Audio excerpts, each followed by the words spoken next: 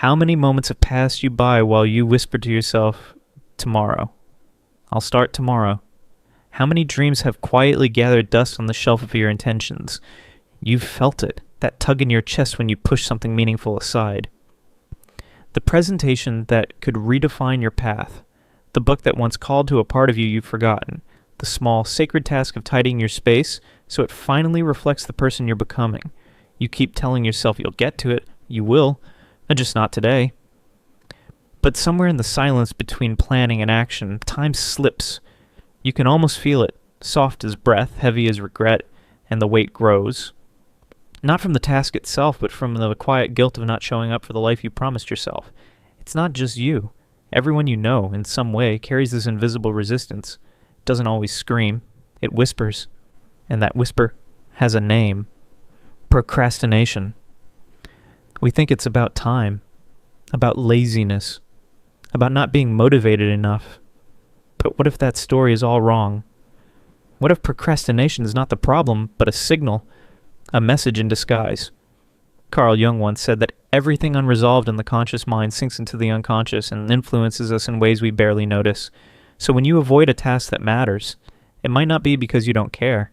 It might be because something deeper is stirring inside you. Every time you delay, there's a quiet tug of war happening within, a voice urging you forward, another one pulling you back. These aren't just habits, they're echoes of your fears, of your wounds, of the stories you've told yourself about who you are and who you're allowed to become. You might not even hear those voices clearly, but they shape you. They freeze your steps before you even realize you've stopped walking. You say tomorrow, but what you really mean is not yet. I'm not ready to face what this will ask of me. Maybe it's fear of failing or fear of being seen, or fear that if you do this thing and give it your all and it still doesn't work, then what does that say about you? So you pause, you delay, not because you're lazy, but because you care, maybe more than you're willing to admit. Procrastination is not a character flaw. It's a flashlight. It shows you where you're hurting, where you're afraid, where something inside is still waiting to be met with compassion, not judgment. What if the thing you've been avoiding is not the task, but the feelings it brings up, the sense that you're not good enough, that you might mess it up, that people will see the cracks you've worked so hard to hide? But here's the truth. The cracks are where the light gets in. Imagine this. What if every moment of resistance was a doorway to a deeper truth, a message from the part of you that longs to be understood instead of silenced? This isn't about fixing yourself. You're not broken. This is about listening more deeply, going inward, seeing what your delay is trying to reveal. Jung taught that within every conflict lies the seed of transformation. So what if you stopped fighting your procrastination and started listening to it instead? What if you asked, what part of me feels unsafe right now? What part of me needs reassurance before I can move forward? Because when you see your procrastination for what it truly is, not a failure, but a form of inner communication, everything shifts. It becomes less about force and more about understanding, less about pushing, more about aligning. You stop chasing productivity like a punishment, and you start meeting your own soul where it's been waiting. That is how the transformation begins, quietly, honestly, not with a list, but with a truth you're finally willing to face. You sit down to start, and suddenly everything else becomes a surgeon. Your phone lights up, the laundry needs folding, you remember a message you forgot to send, and just like that, the moment is gone. But what really happened in that moment, not laziness, not poor planning, something deeper, something unspoken, rose up from the quiet corners of your mind and pulled your attention away. Psychologically, this is a defense, a silent guard standing between you and emotional discomfort.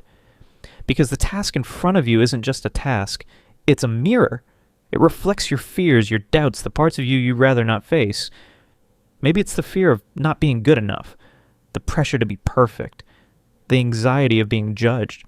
Or maybe it's something even harder to name, a resistance you don't fully understand but feel in your bones. Carl Jung understood this invisible tension well. He didn't see the human mind as one simple unified thing. He saw it as a landscape, layered, mysterious, and often divided. Within us there are forces always at odds. One part craves growth, the other part clings to what's safe, and often the part that fears the unknown wins. That's the shadow, the hidden side of the self, the emotions, memories, and truths we push away. Not because they're evil, but because they're painful, uncomfortable, or simply unfamiliar. And procrastination? That's often the voice of the shadow. It doesn't scream, it whispers, it distracts, it numbs. It keeps you busy enough to feel occupied, but never quite moving.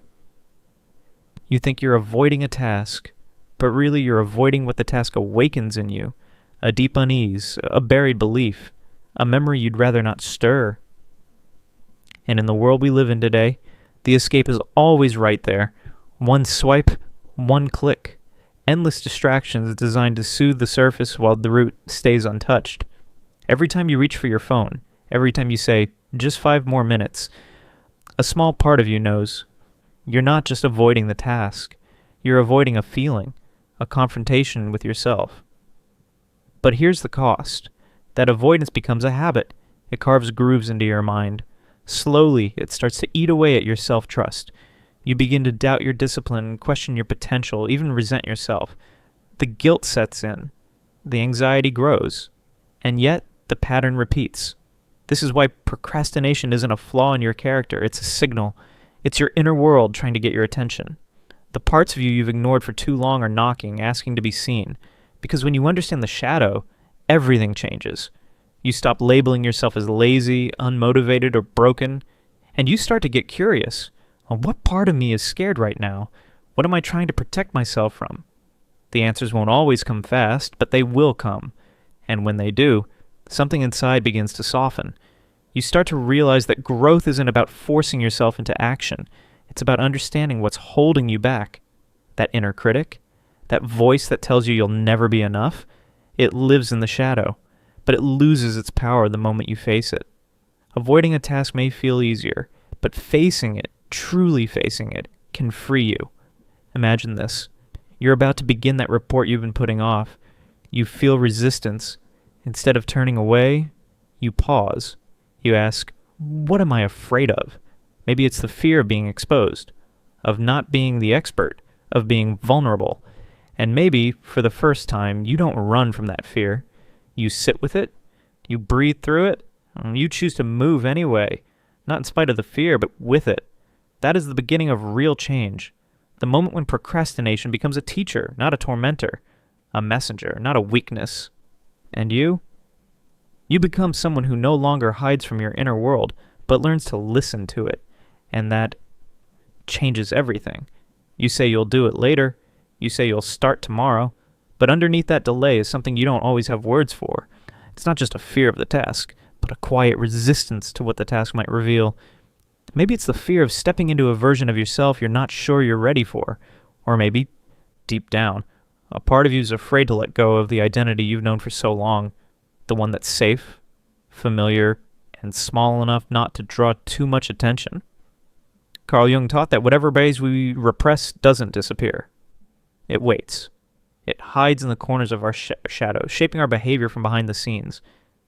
That small task you keep avoiding, it may be whispering a much deeper truth about who you are and what you're afraid to face. Procrastination is rarely about the thing itself. It's about what that thing awakens in us. But here's the part most people miss. The shadow isn't the enemy.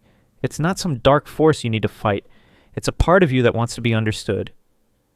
Jung believed that the path to wholeness doesn't lie in ignoring the shadow, but in bringing it into the light. Because when you finally see the fears and doubts that have been controlling you, you strip them of their power.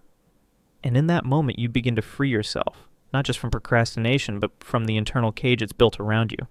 And that freedom doesn't come from force. It begins with self-exploration. You cannot change what you refuse to see. So instead of pushing through your resistance, what if you pause and ask yourself, what am I really avoiding? Look at the tasks you always put off. Are they tied to work, relationships, big decisions? Trace the pattern. Look for what they have in common. Maybe they all involve risk, the chance of criticism, the possibility that you'll give your best and still not feel good enough. Maybe they challenge your self-image or poke at a wound you've buried. That's where the real work begins. Now go deeper. What do you feel in those moments of avoidance? Guilt, frustration, anxiety, even relief. These emotions aren't random. They're signals. They're showing you exactly where your healing needs to begin. And what about the thoughts that rise up when you procrastinate? That inner voice that says, you're not capable, you're a failure, you'll never get this right. Those thoughts aren't just cruel, they're echoes from the shadow. Old beliefs you've carried for so long that they've started to feel like truth, but they're not. And you don't have to keep living by them. Although this is where the power of reflection comes in. A self-observation journal isn't just about keeping track of what you do. It's about learning to witness yourself without judgment. When you feel that familiar pull to delay something, write it down. What was you avoiding? What did you feel in that moment? What thoughts came up? What did you do instead? Over time, a map begins to form, one that doesn't just show you what's broken, but why it broke in the first place. You begin to see the story beneath your patterns, and slowly you stop being at war with yourself. You realize your procrastination isn't weakness, it's communication. And once you listen, it softens. It stops needing to shout through distraction, guilt, and endless loops of avoidance. Awareness is the start of healing, because as Jung said, what we deny takes control of us, but what we accept can transform us. And facing your patterns is not a sign of failure. It's an act of courage. It's the moment you choose to stop running and start understanding. The moment you meet yourself fully. Not just the parts you show the world, but the ones you've tried to hide. And from that place, change becomes possible. Not because you forced it, but because you finally heard the part of you that was trying to speak all along. There's a part of you that knows you're capable of more. It lingers in the background, quietly watching you delay, scroll, avoid. And deep down, you feel the weight of it. That gap between who you are and who you could be. But it's not laziness. It never was. What you've been calling procrastination is often just the shadow speaking. The parts of you you've buried, your fears, your doubts, your pain, rising quietly, asking to be seen. The first step isn't to push harder. It's to pause, to turn inward, to face what you've been avoiding. Jung believed that the more we resist something within us, the more power it gains over our lives. And procrastination? It's often the mask that fear wears. So when you feel yourself resisting a task, don't just fight it. Ask it what it wants to show you. What am I avoiding right now? What emotion is hiding beneath this delay? Maybe it's the fear of not being good enough. Maybe it's the discomfort of stepping into a new version of yourself. Maybe it's the pressure of your own expectations pressing down on your chest like a weight. But the moment you recognize it, the moment you name it, it begins to lose its hold. That's when the shift begins. And once you face that internal resistance, the next step is to make things lighter, simpler, more human. Because the truth is, your mind doesn't freeze up because you're incapable. It freezes because the mountain feels too steep. So shrink the mountain. Don't start with finish the project. Start with open the document. Start with write the first sentence. Or set a timer for just 10 minutes. One small win. One quiet action. That's how a momentum is born. Not through force, but through presence. You'll be amazed how often resistance fades once you simply begin. Each step you take becomes a quiet reminder. I can do this. And slowly your mind stops seeing every task as a threat. It begins to trust you again. But don't stop there. Begin watching yourself with honest curiosity. Make reflection a daily ritual. Not to judge, but to understand. At the end of each day, ask yourself, what did I put off? Why? What did I feel in that moment? The answers will begin to reveal patterns, habits wired so deeply you didn't even know they were shaping you, but now you'll see them, and once you see them, you'll no longer be their prisoner. Procrastination is fed by the story you tell yourself about who you are. So rewrite the story. Use words that uplift, that reinforce your strength. Say to yourself, I can handle what comes. Every step I take brings me closer. Visualize the feeling of completion, the calm after the storm, the quiet pride in doing what you once feared. And when inspiration is nowhere to be found, don't wait for it. Build routines that carry you forward even on the days when motivation is gone. Make space in your schedule for what matters most. Do the hardest things when you feel strongest. Eliminate distractions like you would toxins. Give yourself structure, not to imprison you, but to free you from indecision. Try working in short, focused bursts. Rest, then return. Flow, then pause. The rhythm will reshape your focus, and in time, your life. None of this is a quick fix, but it is a true one. The more you listen to what procrastination is trying to say, the more it transforms from a saboteur to a guide. It teaches you where your healing begins. It shows you where you stop believing in yourself. And slowly, step by step, it leads you home. Because once you stop running from yourself, everything changes. You gain energy. You gain clarity. And most of all, you gain peace. Picture it now. Your unfinished projects completed. Your inner critic quieter. That idea you've been carrying for years, finally alive in the world. Picture how your life could unfold if you chose to act, not later, but now. The path begins not with pressure, but with presence. And it begins the moment you decide to stop waiting. It begins with one moment, one choice, one task that no longer gets pushed aside. And from that small beginning, something powerful unfolds, like a series of locked doors swinging open one by one, revealing everything that's been waiting on the other side of your hesitation. Because when you stop delaying and start doing, something deeper than productivity shifts.